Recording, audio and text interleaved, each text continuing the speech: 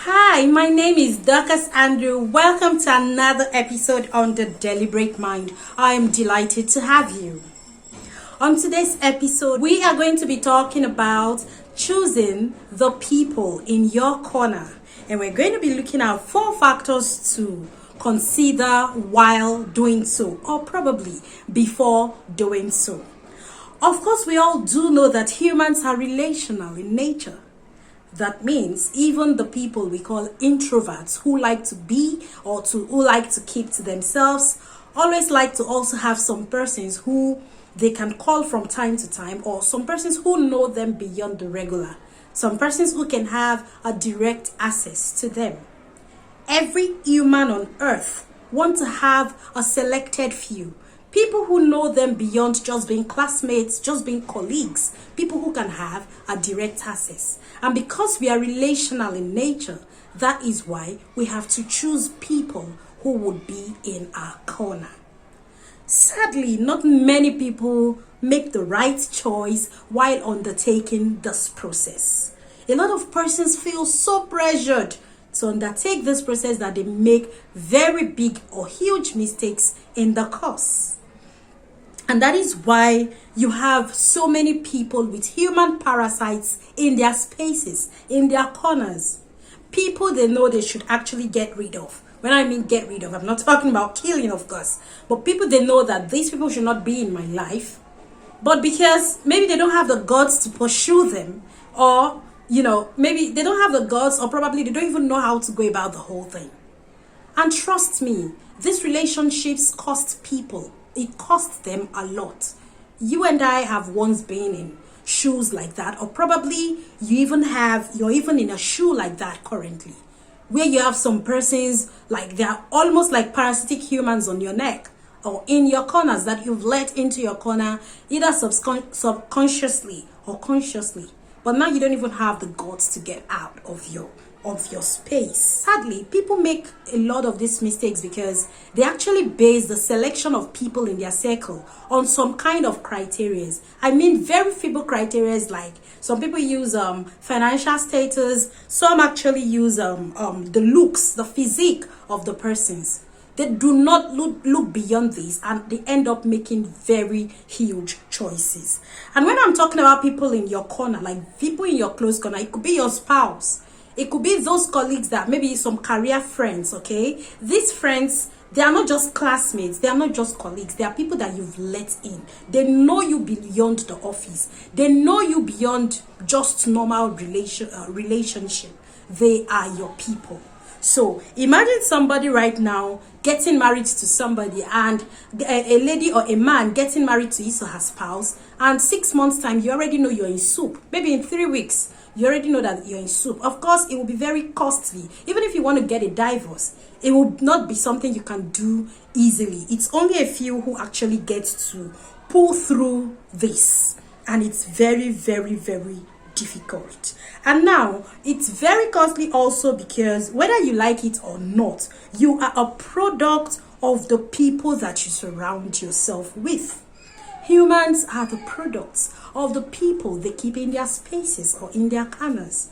That is the reason why we have to be very careful while making choices. So we're going to be running through 4 factors right now you have to consider before choosing the people in your corner. If you must go far in life, if you don't want to die early, like you don't want to have hypertension, and someday you just drop and faint. And the first factor here is compatibility. Compatibility, I'll say that again. Amos 3:3 says, can 2 work together except they be agreed? And the answer is no. 2 people cannot work together if they do not agree. And that is why I question myself always. Like, I cannot imagine why people open their eyes to actually go get persons they are not compatible with. Either because they feel some things are late, I just have to have people, and then they don't even check the compatibility of those persons. Okay, so armed with the fact that you cannot work with somebody if you're not compatible with the person, it is very, very important that you ensure that the people you let into your circle have like that they have similar goals, similar values, similar interests with you, with yourself, or with the people in your circle, with the people you already have in your circle. I understand, yeah, when I mean similar values, you might not do the same thing, but do these people also care about your causes? All right, can they also support you in your course? At least it might not be the same, but it has to be similar in a way. So it's very important that you check compatibility. I do not want to know if you're a lady who is already old, like the biological thing is ticking for you and you just feel, okay, I just have to go through this. But it will cost you a lot in the long run if you don't check for this compatibility issue very early. Okay, and then are you asking me why the person has to be compatible? Oh my God, I understand that you want to avoid conflicts in your life. You don't want to die early, right? So make sure the person is compatible with you. All right, the second one is trustworthiness. Trustworthiness. As much as it is, I understand that it is very difficult to ascertain people who are trustworthy. But I'll tell you that time and chance lets you in on things like this. And that is why you must not be in a rush. Luke 6:10 says that one who is faithful in a little, all right, is faithful in much. And another person, one also who is dishonest in a little, will be dishonest in much. And that tells you that you have to be very observant before letting people into your circle while undertaking the process. You don't want to mix things up, right? So it is important that you give it time. That's why I said some persons always feel pressured to let people into their spaces. Maybe because the person is pretending, the person is doing all of that, and you just rush and let them in. No, you don't have to rush. You have to wait. You have to take your time, all right? Take your time. Keep them at arm's length. Nothing would happen. Let time show you who they truly are. Okay. And then you have to really evaluate them. I didn't mention that. Evaluate them. Pray about that until you're able to ascertain their worthiness. All right. To ensure that they are trustworthy. You don't want to rush and then you get yourself in a hole at the end of the day. Okay, so the third factor here is competence. The third factor is competence. All right, you admit that nobody wants people who cannot contribute anything to their lives, right? No one. So you have to check the skills of the people you want to meet, like you want to allow into your circle.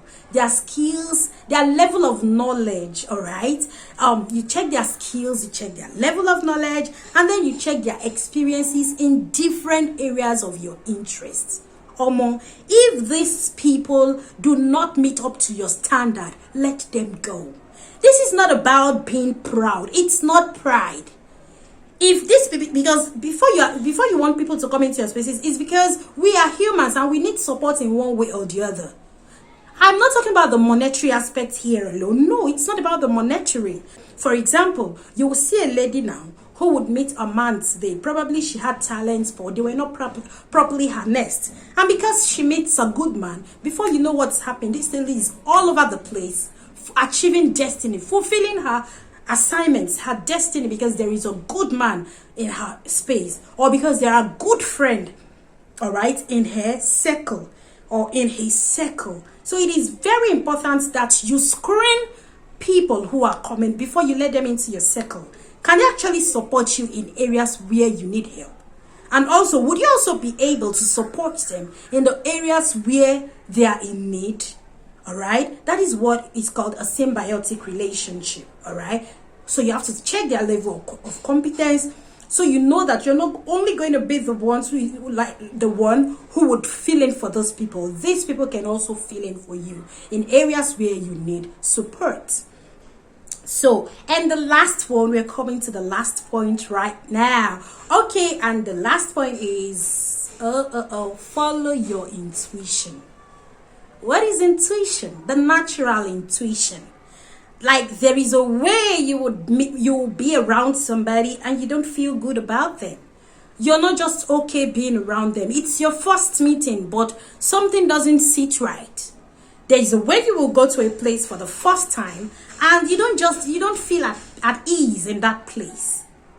It's your intuition telling you that there may be danger lurking ahead. It's your intuition trying to tell you that your association with this person may put you into problem. But do people actually follow their intuitions? Only a little fraction of people actually do follow their intuition. Listen to that inner mind, like their inner selves telling them this. No, I don't like this place. No, I don't like this person. So it's your intuition's voice, all right, signifying that there is danger ahead in cases like that. So before letting people into your corner, consider how you feel around them. Do you feel awkward? Do you feel good? Do they make you feel very happy? Like, do you have uplifting moments with them? Or after having been with them, are you happy that, oh my God, it was an awesome meeting? Or you're very down, maybe they make you feel less of yourself, they make you feel unhappy in a way, all right? That is your voice of intuition. So you have to be able to follow up with your intuition and understand when your mindset, yourself, is trying to identify or signify that I don't like this person or I like this person before you let them into your corner.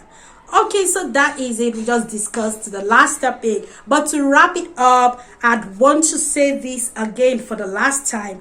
Do not feel pressured to let anyone, just anybody, into your corner. No matter how good they act or how good they look. No matter how flashy, all right, flamboyant, the kind of flamboyant lifestyle that they actually they have. You have to look beyond all of that. You have to meet the person in them to be able to understand or consider if these people are a right fit for your circle or not. And also, you have to understand the place of prayer before choosing the people who will be in your inner circle.